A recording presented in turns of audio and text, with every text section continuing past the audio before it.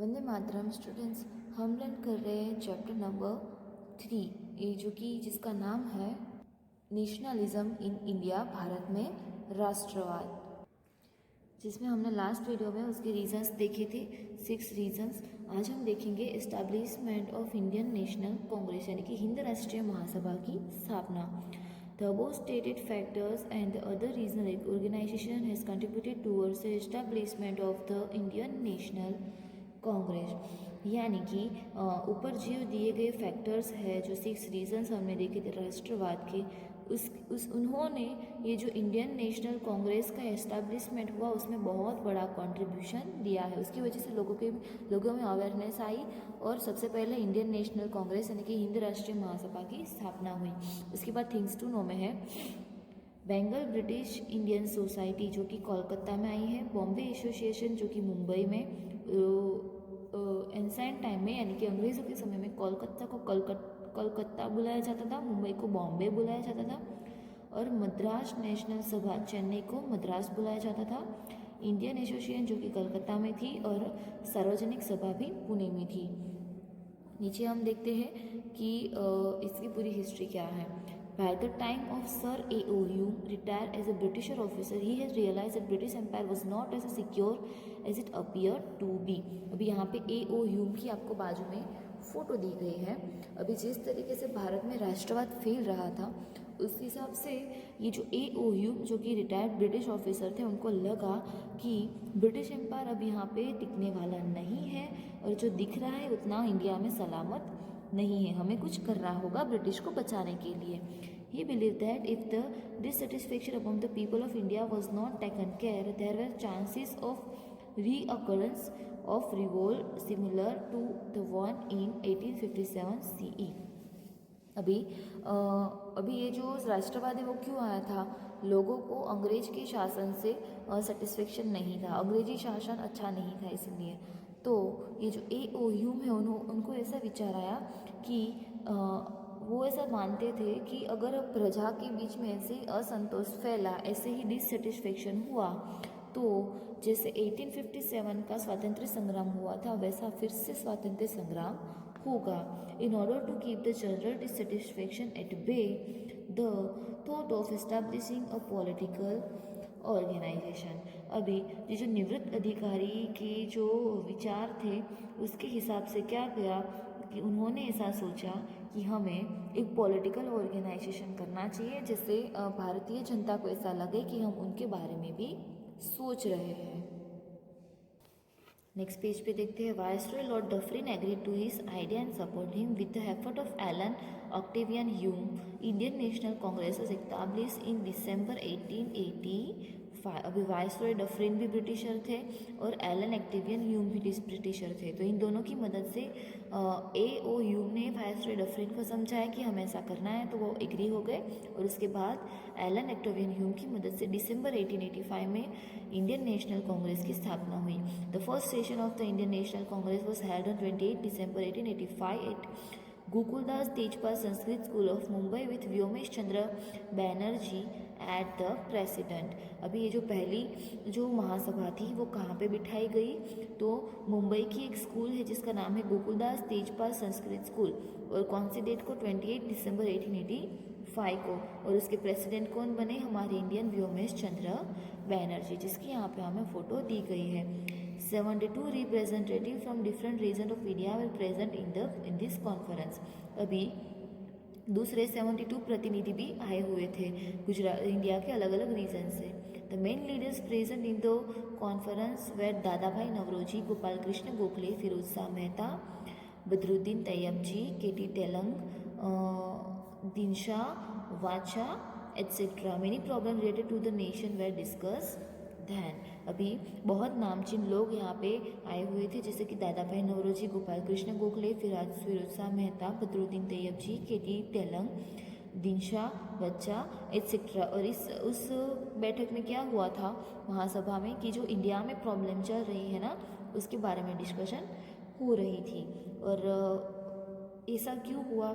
ऐसा A.O. Hume ने इसलिए सोचा कि अगर हम लोगों इंडियन भारतीय लोगों से मिलके कुछ अच्छा सोचेंगे तो उनको ऐसा लगेगा कि ब्रिटिशर हमारे लिए कुछ सोच रहे हैं और ये राष्ट्रवाद है ना वो यहाँ से स्टॉप हो जाएगा और ये हमें यहाँ से निकालने की प्रोसेस नहीं करेंगे और 1857 का जो संग्राम हुआ था ऐसा दोबारा नहीं होगा।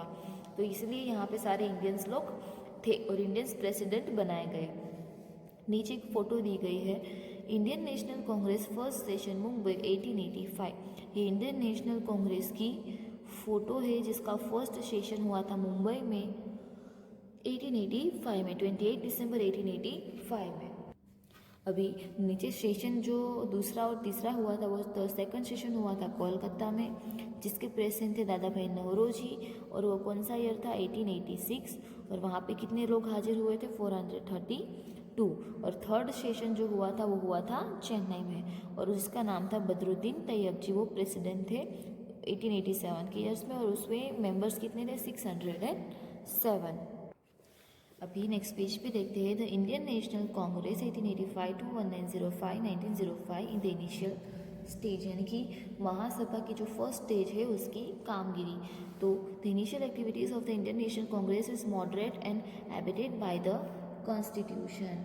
अभी उनका काम क्या था कि भाई बंधारण का काम था पहला। तो it include putting up demands for more political rights, economic and social growth and development of education. अभी यहाँ पे हमारे इंडियन लोग जो है ना वो अंग्रेजों के पास से डिमांड कर रहे थे किसकी, पॉलिटिकल राइट्स की, इकोनॉमिक्स की, सोशल ग्रोथ की और एजुकेशनल डेवलपमेंट की। Among other demands inclusion of more Indians in government service, reduction of expenditure on military and other administrative department, debt relief to farmers, revival of cottage industries etc. दूसरी हमारे Indians लोगों ने क्या demand की कि inclusion of more Indians government in service. जो Indian government थी वो अब ब्रिटिशरों के हाथ में थी, तो वो ऐसा चाहते थे कि हमारी सरकार में हमारे इंडियंस को काम पे लगाया जाए, हमारी गवर्नमेंट में इंडियंस लोगों को इंक्लूड किया जाए। उसके बाद है मिलिट्री का एक्सपेंडिचर जो है वो कम किया जाए। उसके बाद अदर एडमिनिस्ट्रेटिव डिपार्टमेंट का जो एक्सपेंसिव होता है, जो खर्च होता है, जो उनको पे करना होता है वो कम किया जाए। उसके बाद फार्मर्स के ऊपर जो टैक्स होता है, जो डेप्ट होता है उसको रिलीव किया जाए। उसके बाद है कॉटेज इंडस्ट्री को भी फिर से शुरू किया जाए। The British government turn down this demands, however this demands laid down a strong foundation for the future struggle. अभी ब्रिटिशरों ने क्या किया, ब्रिटिशरों की सामने ये जो डिमांड रखी गई वो ब्रिटिशरों ने टर्न डाउन कर दी और ये जो काम है हमारे इंडियंस लोग क्यों कर रहे थे, फ्यूचर के लिए। Okay, the Indian national Congress pass many resolution such as expansion of legislative council and keep at least 50% elected representative in it and central and regional level. अभी उन्होंने क्या किया कि महासभा के जो द्वारा केंद्रीय और जो प्रांतिक धारागृह थे उसको बढ़ाया और उसमें 50% लोगों को इलेक्शन करके रखा और जो कारोबारी तंत्र है वो पॉसिबल हो उतना धारासभा को रिस्पॉन्सिबल उसके लिए बनाया गया। The parliament should be more answerable and transparent to the regional assemblies. Parliament जो होती है वो उसको ज़्यादा रिस्पॉन्सिबिलिटीज सौंप दी गई और ट्रांसपेरेंट यानी कि पारदर्शिता, जो पार्लियामेंट जो है एक्चुअली में वही दिखाया जाए, यानी कि उसका मीनिंग होता है ट्रांसपेरेंसी। तो ऐसी पार्लियामेंट बनाई गई। Due to the demand of Indian national Congress the British government granted for more freedom to the press and granted more personal liberty and freedom of speech to the people of India. जैसे हमारे Indian लोगों ने demand की थी तो press में यानी कि जो न्यूज़पेपर में उनको फ्रीडम दी गई कि वो लिख सकते हैं कुछ भी और कुछ भी पब्लिश कर सकते हैं। साथ ही साथ उसकी पर्सनल लिबर्टी, उसकी भी कुछ पर्सनल लिबर्टी होती है, खुद की एक उदारीकरण होता है, एक छूट छाट जो होती है वो दी उन्होंने। और साथ ही साथ फ्रीडम ऑफ स्पीच की भी फ्रीडम दी गई। The Indian national Congress inspired many educated youth and fostered nationalism in the educated class. As a result, many capable and potential leaders joined this organization.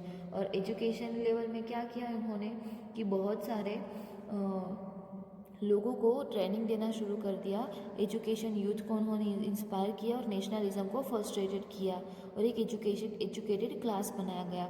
उसकी वजह से क्या हुआ कि बहुत सारे अच्छे अच्छे कैपेबल एंड पोटेंशियल लीडर्स जो है वो ये ऑर्गेनाइजेशन में जुड़े। अभी ये सब क्यों किया? ये सब इसीलिए किया ताकि हमारे इंडियंस लोग जो है वो अपने राष्ट्रवाद का प्रचार कर सके, लोगों के बीच लोगों तक अपनी बात फैला सके और लोगों को ज़्यादा से ज़्यादा एजुकेटेड करके अपनी जो इंडियन टीम है उसको स्ट्रॉन्ग कर सके। तो आज हमें इतना ही लर्न करना है, आगे का पोर्शन नेक्स्ट वीडियो में लर्न करेंगे। ओके, वंदे मातरम।